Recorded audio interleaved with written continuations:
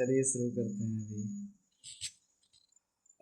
पिछले चैप्टर में जैसे तुम लोग देखे होगे कि उसमें वहाँ पे साइन कन्वेंशन था। साइन कन्वेंशन वहाँ पे प्लस माइनस रहता करने के लिए। लेकिन इस चैप्टर में यहाँ पे कहीं साइन कन्वेंशन तो तुमको यहाँ पे तंग नहीं करेगा, लेकिन एक चीज़ यहाँ पे दिया रहेगा आपको, यूनिट कन्वर्ट करने के लिए बोलेगा। अभी यूनिट कन्वर्ट करने के लिए कैसे बोलेगा, जैसे आपको डायरेक्टली आपको कोई भी चीज़ नहीं दिया रहेगा। जैसे मान लीजिए क्वेश्चन में हम वैसे क्वेश्चन में करवा रहे हैं कि चार्ज अगर 5 कूलम है तो 5 कूलम चार्ज डायरेक्ट आपको नहीं लिखा रहेगा, बल्कि उसको आपको मिली या फिर माइक्रो या फिर नैनो या फिर एंगस्ट्रम, ये सब चारों यहाँ पे आपको यूनिट इस्तेमाल करेगा। तो आपको अगर कन्वर्ट करने नहीं आएगा तो आपको क्वेश्चन आते हुए भी नहीं बनेगा। फार्मूला कितना भी याद कर लो, कन्वर्ट करने आना चाहिए। जैसे यहाँ पे लिखा हुआ है 1 मिली। 1 मिली जो है किसके बराबर है, तो 10⁻³ मतलब कि 1 मिली कुछ भी दिया रहे। अगर मान लीजिए करंट दिया हुआ है तो 1 मिली एम्पियर, तो 1 मिली एम्पियर कितने के बराबर हो जाएगा, तो 10⁻³ एम्पियर के बराबर हो जाएगा। उसी तरीके से 1 माइक्रो, 1 माइक्रो कितने के बराबर है, तो 10⁻⁻6 के बराबर है। 1 नैनो किसके बराबर है, तो 1 नैनो 10⁻⁹। और 1 एंगस्ट्रम, एंगस्ट्रम जो है किसके बराबर है, 10⁻⁻10।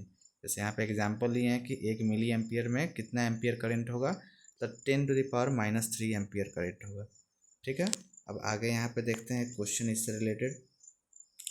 जैसे क्वेश्चन लेते हैं करंट से। ठीक, करंट से क्वेश्चन लेते हैं। क्वेश्चन दिया गया है मेरा कि इफ़ द 5 माइक्रो कूलम, देखो यहाँ पे चार्ज जो दिया गया है वो माइक्रो कूलम में है, of charge is passed in 2 minutes, time को भी मिनट में दिया गया है।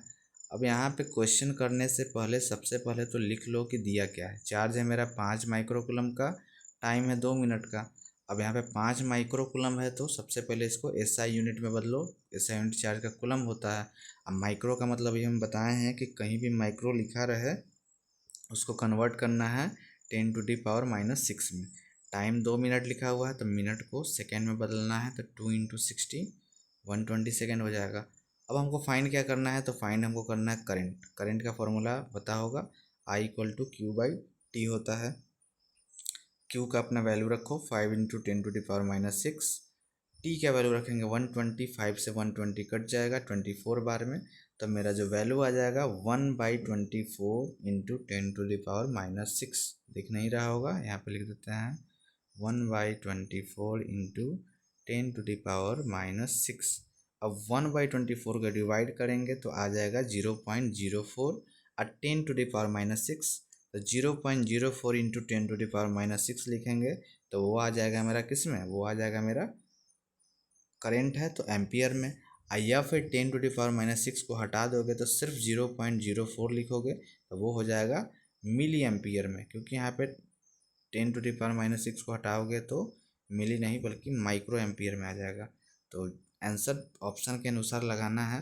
0.04 × 10⁻⁻6 भी लिख सकते हो तो उसको एम्पियर में लिखेंगे, और अगर -6 को हटा देंगे तो वो माइक्रो एम्पियर में चला जाएगा। तो ऑप्शन के अनुसार चलेंगे। आगे बढ़ते हैं। आगे यही फार्मूला मेरा अभी है I = Q/T। अभी जो फार्मूला है इसमें देख सकते हो 3 वेरिएबल है। ज़रूरी नहीं कि हमको करंट निकालने के लिए दे, Q भी निकालने के लिए बोल सकता है, टाइम भी निकालने के लिए बोल सकता है। जैसा कि क्वेश्चन यहाँ पे देखो, एक एग्जांपल लेते हैं कि इफ़ द करंट, इस बार हमको करंट ऑलरेडी देख रखा है, बोल रहा है कि सर्किट में करंट फ्लो हो रहा है 4.2 मिली एम्पियर का, और ये फ्लो करता है 10 सेकेंड के लिए। Then find the amount of charge, charge का अमाउंट निकालना है। अब I = 4.2 मिली एम्पियर है तो मिली एम्पियर को क्या बोले हैं, सबसे पहले कन्वर्ट करोगे एम्पियर में। एम्पियर में कन्वर्ट करने के लिए 10⁻⁻³ से मल्टीप्लाई करेंगे। टाइम ऑलरेडी सेकंड में दिया गया है तो इसको तो चेंज करना नहीं है, क्यू निकालना है तो फार्मूला वही लगाएंगे I = Q/T। आई का वैल्यू उसके सामने पुट कर दो 4.2 × 10⁻⁻3, और Q हमको निकालना है तो Q को यहाँ पे Q छोड़ देना है, टाइम पे जो है अपना 10 सेकंड रख दिए। अब यहाँ पे जब Q को सिर्फ लिखोगे तो 10 तो इधर क्या हो जाएगा, मल्टीप्लाई में चला जाएगा, इसके साथ 10 मल्टीप्लाई में चल जाएगा। तो आगे यहाँ पे Q = हम लिख सकते हैं 4.2 × 10⁻³ × 10।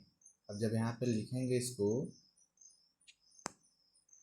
तो Q = 4.2 × 10⁻³ यहाँ पे है और 10 यहाँ पे है, तो 10 यहाँ पे है, तो बताओ यहाँ पे -3 या +1 यहाँ पे है, तो मल्टीप्लाई में पावर को ऐड करते हैं। तो पावर को ऐड करेंगे तो ये जो मेरा पावर है 10⁻³ में से ऐड होगा तो -2 बचेगा।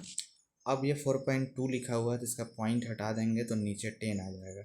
नीचे 10 आ जाएगा तो फिर से यहाँ पे 10 को जब ऊपर लेके जाओगे तो -3 फिर से पावर में चला जाएगा। तो Q इक्वल टू हम 42 इंटू 10⁻³ कूलम भी लिख सकते हैं। और अगर आंसर मेरा माइक्रो कूलम में, अगर मिली कूलम में दिया गया है, मान लीजिए कि ऑब्जेक्टिव क्वेश्चन है, तो 42 मिली कूलम भी लिख सकते हैं। तो ऐसे यहाँ पे न्यूमेरिकल को डील करना है। सारा इस चैप्टर का न्यूमेरिकल आसान है, सिर्फ कन्वर्जन याद कर लेना है और देख लेना है फॉर्मूला सारा, इसमें कहीं भी साइन कन्वेंशन का दिक्कत नहीं है।